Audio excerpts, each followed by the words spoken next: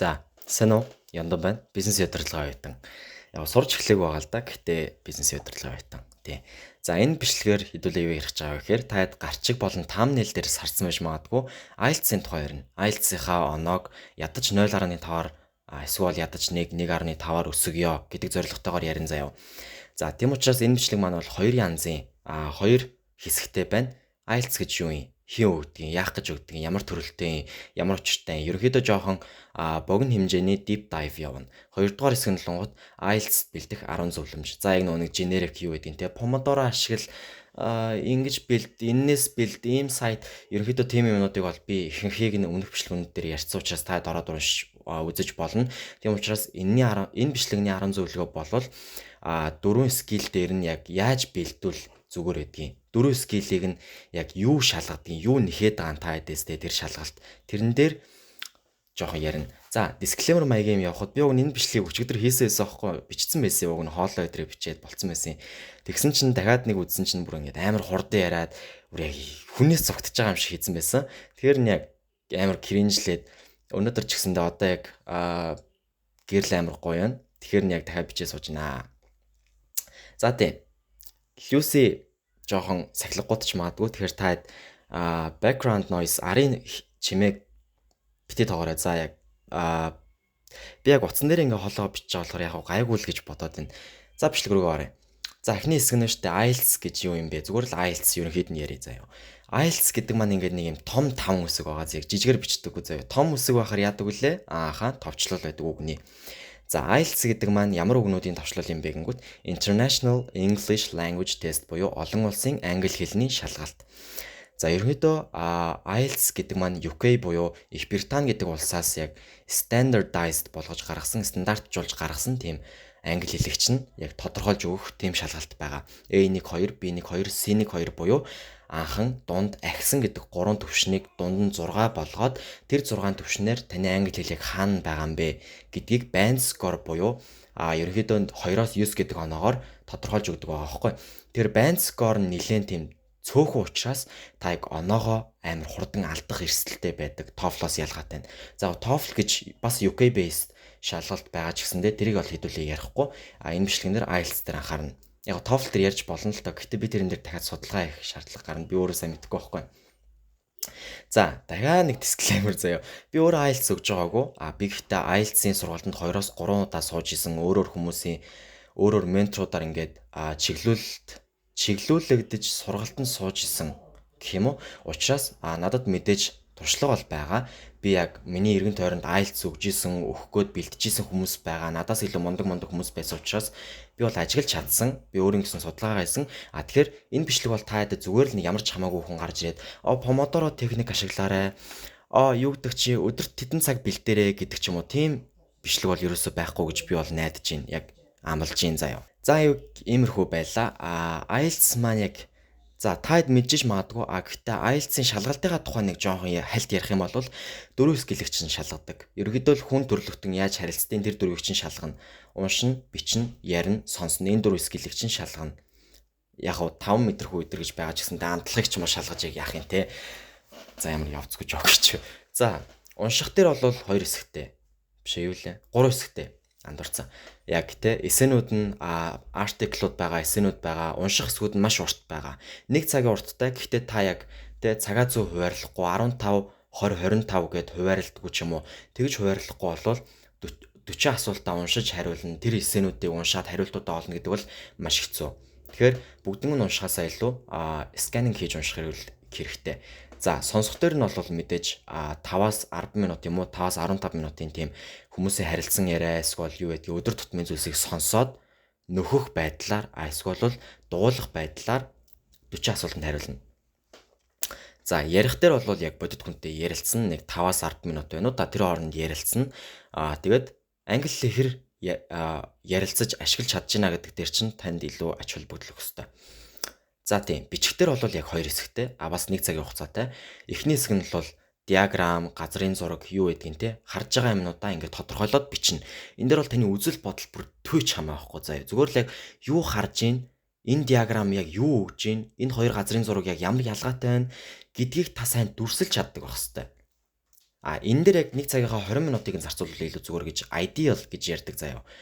За тэнгуүдээ дараагийнх нь хэсэг болгонгод 250-аас дээшээ хөвгтэй эссе байгаа. Энэ эсэн дээр та бол яг жинхэнэ өөрийнхөө бодол, өөрийнхөө юу гэдэг перспектив, өөрийнхөө opinion бүгднг нь бүр маш сайн articulately articulate хийх хэрэгтэй. За бүр ингээд амар сайн бүр те өөрийнхөө бодлыг илэрхийлж явах хэрэгтэй. Өөрийнхөө үзэл бодол бат зогсож явах хэрэгтэй. Ингээл энэ хэсэгт явж байгаа нэг энэ хэсэг рүү ингээл нэг энэ хэсэг рүү ороод үзэл бодол чинь тодорхой байх хэрэгтэй. Тэр тодорхой үзэл бодлоо та тодорхойгоор илэрхийлэх хэрэгтэй. За бичих. За дөрөв скил бол иймэрхүү байлаа. IELTS бол ийм байлаа. Тэгээд нэр IELTS хоёр янз байдаг заяа. General болон academic гэдэг. За general нь яадаг юм бэ гэвэл та зүгээр л тухайн улс руу англи хэл ашигладаг тухайн улс руу ажиллах байгаа, цагаачлал горилж байгаа, виз горилж байгаа болвол яг IELTS general-ыг нөхчүүл зүгээр байдаг. Гэхдээ яг IELTS өгөхгүй байсан ч гэсэндээ визаны ярилцлага гэж байгаа. Тэрэндээ орчвол бас болно.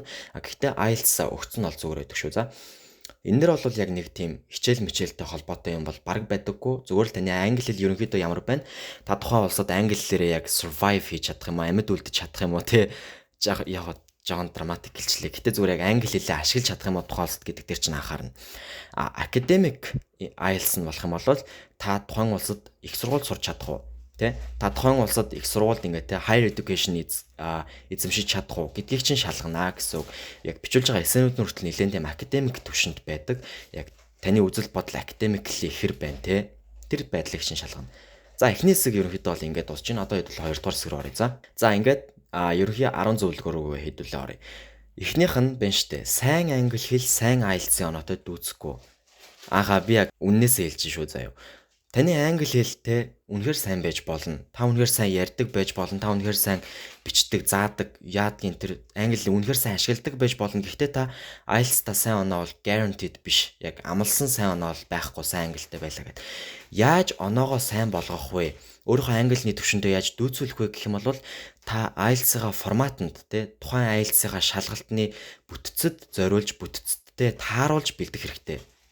Яг үнэхээр past paper гэж ховор байдаг ч гэсэндээ өмнө онуудын IELTS-ийн материал гэж яг ESS ялгаатай ховор байдаг ч гэсэндээ яг вебсайтуудын бэлдээд гаргацсан IELTS-тай accurately буюу адилхан төстэй тийм шалгалтууд байдаг. Тэдгээртэй ажиллаж явах хэрэгтэй. Бас IELTS-ийн номнууд нь мэдээж маш олон байгаа. Байж надад байгаа. Би гаргаад ирээ заяа. За би яг хичээл амраад хамаг мад алт ийдсэн олдохгүй мэнэ боллоо.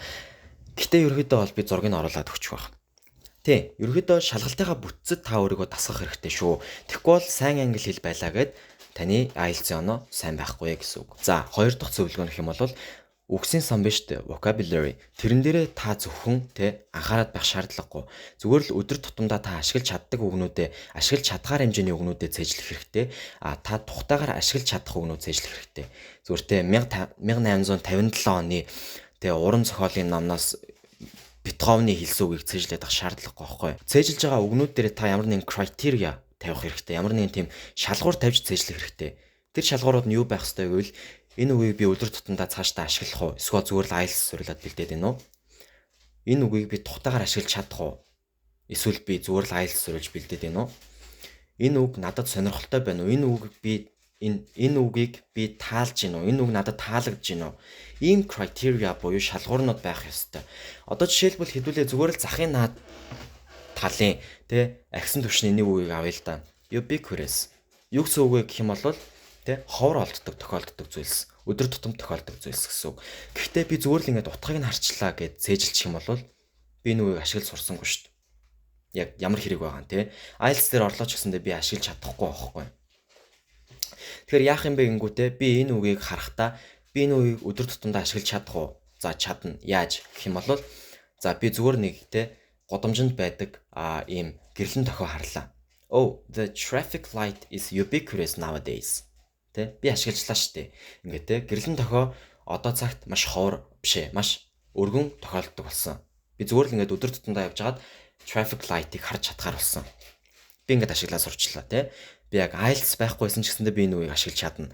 Яг ийм байдлаар үгсийн сангаа та бүрдүүлэх хэрэгтэй. Учир нь хэдэн 10 мянган үг англи нь байгаа шүү дээ. Хэдэн зөндөө олон хэлнээс цуглуулсан хэл учраас. Тийм учраас та бүх английн үгсийг цээжлэнэ гэж бол үнэхэр байхгүй. Та яг өөрийнхөө vocabulary-г өөрөө бүрдүүлэх хэрэгтэй гэж би хэлнэ. За, дараагийнх нь зөвлөгөө яг унших бичих хэсэг дээр заяа. Тэ би та хэдийг мэдэж заа яг тэ монгол хэлэн дээр 10 жилдээ байх чинь эсвэл зүгээр ингээ хичээлдээ байх чинь ингээд багш нар чинь эссе бичүүлдэг заяо. Манай багш ч гэсэндээ тэгдэг байсан. Манай монголны багш ингээд 80 минутын хичээлд ингээд 2 эссе бичүүлдэг байсан заяо. Би бол яг нэг л бичиж амждаг байсан. За тэгээд үлснийхэн талыг бичнэ, бичихгүй бол бичихгүй тэгээ хураалгаад дүнгээ авдаг байсан заяо. Яг яах ёстой мэнгүүд цаганд баригдаж бичиж сур. Тэ яг бүр хит гоё санаа бүр ингээл те амар гоё литерат амар гоё те бүр төгс санааг ингээд гаргаж ирээд дутуу бичиж өгснөөс зүгээр л яг амар тийм өдөр тутмын санаа зүгээр л яг энгийн санааг аваад маш гоёор илэрхийлээд цагтаа баригдаад бичээд өгсөн бүр хамаагүй дээр байдаг байхгүй.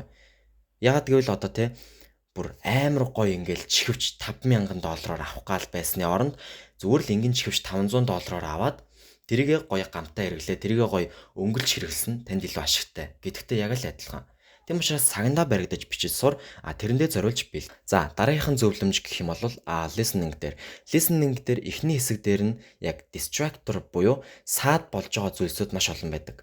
Яг тэг complex idea-нууд гэхээсээ илүү зүгээр л яг танд саад болох зүйлс их байдаг. Зүгээр л нэг жишээтэй л та хэдүүлээ. Listening-ийн эхний хэсэг дээр за яг distractor эхний хэсэг дээр байдаг байхгүй. За эхний хэсгийг ингээд сонсоод байж лаа. Хоёр хүний харилцан яриа заяа. Нэг нь ингээд утасны дугаар хэлээл. 88 17 58 гэж явж ийсэн аа. Биш шүү. Андуурцсан. 58 биш 28 биш шүү. Гингүүт яг хүмүүс яадаг юм бэ гингүүт яг IELTS-ага форматанд IELTS-ага бүтцэд зориулж бэлдээг хүмүүс ингээд яг сонсноо шууд бичих гээд үздэг байхгүй. Тэгэхээр ихэнд хэлснийг нь шууд бичиж хүмүүд яг биш юм биш шүү 28 биш шүү гэж хэлснийг нь анзаарахгүй өнгөрч байдаг. Тэгэхээр яг юун дээр намайг бүдрүүлэх гэдэг энэ IELTS-ийн шалгалт юун дээр намайг сайн сонсож гинөө гэдгийг шалгах гээд байна вэ гэдгийг сайн анзаарч сонсох хэрэгтэй тий. Тэр жоохон шүүлтүртэй сонсох хэрэгтэй гэсэн үг. За дараагийнх нь унших дээр. За унших дээр бол мэдээж би сая хэлсэн 600-аас 1000 гаруй үгтэй артиклууд, эссенүүд юу гэдгийг тийм зүйлсүүд бүр маш олон үгтэй байдаг. 3 зүйлс нь 3 унших хэсэг нь. Тийм учраас та асуултуудаа эхлээд хараад нүдэлчих, түлхүүр үгнүүдийг нь харчих, түлхүүр үгнүүдийнхаа синоним буюу ойролцоо утгатай үгнүүдийг нь харчих. Тэнгүүтээ тэр унших хэсгүүдээ ингээд яг сканинг буюу яг гүйлгээд харчих. Асуултууд болон хариултууд нь нэгэн дараалалаар өрнөжидэг учраас та их сандрах хэрэггүй. Нэгдүгээр асуулт нь бол хамгийн эхлээд байгаа, хоёрдугаар асуулт нь бол хоёрдугаарт нь олдно гэх мэтчлэнгээр та тийм байдлаар олдох учраас санаа зовох хэрэггүй. Яг тэ сандрах хэрэггүй. Зүгээр л яг түлхүүр үг, синоним ойролцоо утгатай үгнүүдээ олцсон байхад яг тэ унших хэсгүүдээ ингээд сканинг болоод явж чадал та угаасаа яг олоод гаргаад ирнэ. За яг тэ түлхүүр үг, синоним тэрнийхээ синоним буюу ойролцоо утгатай үг хүртэл сканинг хийчих, гүйлгэж. Тэнгуү тэр хэсэгт чинь хариулчин байж байгаа. За дараагийн зөвлөгөө заяа. Speaking буюу ярих хэсгээр битгий худлаа ярих гад үзье. Тэ яг худлаа гэдэг нь яг худлаа үг гэсэн үг биш шүү. Зүгээр л ингээд битгий сайн ярьж чаддаг юм шиг жүжигл. Заяа. Зүгээр тэ анханасаа англи хэлтэй байсан хүн шиг ярих гэж жүжиглсэний хэрэггүй ерөөсөө. Тэ тэрэндээ санаа зовсны ч хэрэггүй. Угаасаа яг IELTS юу нэхэд байгаа юм бэ гингүүт та англи хэлийг үр дүнтэйгээр ашиглаж чадж гин үү? Та санаагаа ойлгомжтойгоор илэрхийлж чадж гин үү? Тэ та англи хэлийг энгийнээр ашиглаж чадж гин үү? Ухаантайгаар ашиглаж чадж гин үү гэдгийг чинь л шалгах гэдэг гэсэн үг. Тэрнээс биш та англи хэлийг 15 жилийн хугацаанд сурсан уу гэдгийг чинь шалгах гаагүй. За юу. Тэгэхээр манай яг тийм гадаад багш байсан байхгүй нэг IELTS-ийн сургалтын. Тэр багш маань юу гэж хэлдэг байсан бэ гэхээр speaking-ийн нэгдүгээр хэсэг дээр ерөнхийдөө 20 тийм асуултын төрөл байдаг. Гэр бүл, харилцаа, нөхөрлөл, дуртай амттай юу гэдгийг. Тэдрийг мэдээд ирж болох асуулт болгон дээр 3 хариулт бэлдээд цээжил гэдгээс аахгүй. Тэр багш маань хэлсэн нь яг яагаад жоохон тийм алдаатай байсан бэ гингүү. Тэр багш маань мэдээж амар мундаг багш байсан. Гэтэ яагаад тэр зөвлөгөө нь алдаатай байсан бэ гэх юм бол тэгж асуулт хариулт цээжлээд ирэнгүүт та жоохон робот шиг болчдөг гэх юм уу. Зүгээр л яг ингээд асуулт ирлээ. Хариулт цээжилсэн. Тэгэхээр нэг тийм цээжилсэн нэг тийм жүжиг шиг болох гээд байдаг. Тэ? IELTS чинь яг тэ асуулт хариулт жоохон юм нэрв байх хэрэгтэй шүү дээ. Яг би танаас ингээл та хаана аль улсын иргэн бэ гэх юм бол та ингээл амар цээжсэн хариулсан. Манай улс ингэдэг, манай улс ингэжсэн, тэдний он тэгж капитал болж исэн. Тэдний он тийм улстай харилцаад ингээд яриа явуучвал ямар ч утгагүй байхгүй. Зүгээр л би Монголоос ирсэн. Би Монгол улсын ийм давуу талуудад дуртай. Манай Монгол улс энүүгээр онцгойрдог. Зүгээр л тэ амар энгийн л байх хэрэгтэй. Яг харилцаал сурчих хэрэгтэй тэ. яг хариултуудаа цээжлэх гэсний хэрэггүй шүү гэж хэлэх гээд байгаа гэсэн үг. За дараагийнх нь speaking-ийн 2 болон 3 дугаар хэсэг хэрвээ байвал 2 болон 3 дугаар хэсэг дээр яг жоохон тийм mini storytelling боловчтой байхгүй жоохон жижиг хэмжээний тийм өгүүлэг ярих хэрэгтэй болчдөг. Энэ дээр яг мэдээж тэ бага наснда ийм тийм зүйл болж исэн үү? Ямар туршлага хоригдлуулсан бэ? Гэх мэтийн зүйлс болно. Тэрэн дээр та заавал үнэн ярих гэдэг алба үгүй заяа. Заавал тэ ингээд заавал өөртөө тохиолдсон зүйлээ ярих гэдэг хэрэггүй. Тэнгүүтээ бас тэ төгс ярих гэдэг хэрэггүй. Зүгээр яг тэ ингээд кино ярьж байгаа юм шиг ярих гэдэг шаардлагагүй. Худлаа ярьсан ч хамаагүй зүгээр л яг логиктой ярьчихаа. Тэргээ жоохон тэ гоё ингээд үгнүүдтэй чимэглээд ярьчих. Заяа. Тэгэл болоо. Яг амархан би ингээд яриад амархан сонсогдоод иж магадгүй. Гэхдээ мэдээж бэлтгэл бас шаардна. Тэрийг би бол хүлээн зөвшөөрч байгаа шүү. Заяа. Би бол амар амархан гэж хэлээгүй шүү. За байж би ингээд сууч чадахгүй. За дараагийнх нь унших бичих хэсэг дээр. Энэ хэсэг дээр яг өөрийнхөө бичсэн зүйлийн алдааг олж сур. Заяа. Яа. За энэ алдааг олж сур гэдэг нь юу гэсэн үг юм бэ гингүүт одоо заавал бичих хэсэг дээрээ 2-3 минут эсвэл 5 минут өөртөө үлдээ. Яг тэ. Тэрнээс өмнө бичих зүйлсээ бичиж дуусгаад дахиад нэг уншаад үз. Тэгээд ямар цэг таслалын алдаа юу байна? Артиклийн алдаа юу байна? Ямар үгсийг юугаар сольж болохоор байна гэдгүүдээ зас. Тэгэхгүй бол зүгээр шууд те бичснээ шууд өгөө явуулчих юм бол тэрийг бол draft гэж хэлдэг байхгүй зүгээр л яг те edit хийгээгүй тийм түүхий гэж гадаад хүмүүс их хвшлэн дүгнэдэг. Тийм учраас заавал багахан хэмжээний edit хийж сур. Тэ заавал өнгөлж сур. Тэ заавал юу гэдгийг шинчилж сайжруулж сур богино хугацаанд гэж хэлнэ. За дараагийн зөвлөгөө гэх юм бол хариултын хуудас гэж нэг юм танд өгнө. Яг paper based IELTS-ыг та авч байгаа бол танд хариултын хуудас гэж өгнө. Тэр хариултын хуудас дээр та хариултуудаа бичнэ, сонгох хариулт байвал сонгох хариултуудаа бичнэ. Тэм учраас тэдэртэйгээ зөв ажиллаж авах хэрэгтэй. Яг яших шиг ингээд буддаггүй байхгүй бичдэг. Тэм учраас та гаргацтай бичиж авахгүй бол IELTS-ыг шалгаж байгаа хүн өдөрт хэдэн зуун хэдэн мянган хариултын хуудсыг харж байгаа. Тэ таны бичиг ойлгоцгүй байвал таны бичиг ойлгох гэж суугаад байх тийм ямар ч шалгагч байхгүй. Тийм учраас бичгээ гаргацтай болго гаргацгүй байвал computer based IELTS-ыг өг. Тэ. Тэнгүүтээ бичиг үсгийн алдаа юу байна? Singular plural байна уу? S авахар байна уу? S авахаргүй байна уу? Article авахар байна уу? Авахаргүй байна уу? Тэд нар маш их сайн анхаарахгүй бол нэг л жижиг алдаа байх юм бол таны хариулт хүчингүй буюу алдаатай тооцогдчихдог. Тэм учраас хариултын хуудастайгаа зөв ажиллаа гэдэг чинь ийм баггүй. За дараагийн хамгийн сүүлийн зөвлөмж нь гэх юм бол авах байгаа оноогоо заавал хэтрүүлж өөртөө дарамт өгж бэлд. Одоо жишээлбэл би 9 авмаар байна гэж бэлдэх юм бол та өөрийгөө 8 авч авна гэж дүгнэх хэрэгтэй. Та өөрийгөө 7.5 авмаар байна гэх юм бол 8.5 авахар хэмжээнд бэлд. Ягаад гэвэл таны таны сарын яэш чинь өөрөө ингээд өмнөхүүдтэйгээ нэг адилхан байгаад идэггүй байхгүй юу? Авж байгаа сэдвэн концепт нь бичих зүйлсийн одоо үгсийн сан юу гэдгийг. Тэм учраас яэшээс ялгаатай нь өгөх оноогоо яэш дээр тодорхой болгож бэлтгэдэг штэ. Тэрнээс ялгаатай нь та өгөх оноон дээрээ заавал нэмж өөртөө дарамт өгж бэлтгэх хэрэгтэй. 7.5 маргаал би 8.5 шүү. Би заавал 8.5 авна шүү гэж бэлтжиж яг 7.5 болон түүнээс дэш авах боломжтой гэсэн. Тэгэхгүй яг зүгээр л chill амар 50 бэлтжүүл оноо ч маш доогоор гарч ирэх эрсдэлтэй байдаг байхгүй. За юм байла. Энэ удаагийн бичлэг жоохон chill, жоохон 50 явчлаа. Яг өмнөх SAT дээр ярьсан бичлэгнээс жоохон ялгаатай юм бол энэс бэлт, тэрнээс бэлт гэсэн зөвлөмжүүд биш зүгээр л яг IELTS дээр нэг ярьлаа. IELTS-ийн skill based advice-уд байлаа. Тэнгүүдээ та яг хаанаас бэлтэх вэ? Яаж бэлтвэл илүү үр дүнтэй юм бэ? Гэдэг бичлэг хүсчээвэл доор комент сект үлдээж болно. Бас энэ бичлэг та таалагдсан бол комент сект үлдээгээрэй за. За ерөнхийдөө тийм байлаа дөө. Тэгээд өөр хэрэгтэй шалгалтны зөвлөгөөнүүд юу гэдгийг зүгээр л мэдмээр байгаа тийм educational зүйлс эсвэл academic зүйлс байх юм бол комент сект үлдээж болно. Мэдээж feedback бол нээлттэй. Би бол feedback гэсэн амар нээлттэй байгаа. За тэнгуүтээ та хэдийн санал бодол бас маш чухал байгаа шүү. За тийм ээ. За тэгээд орой үдсэн бол сайхан амраарай. Өдөр үдсэн бол хичээлээ.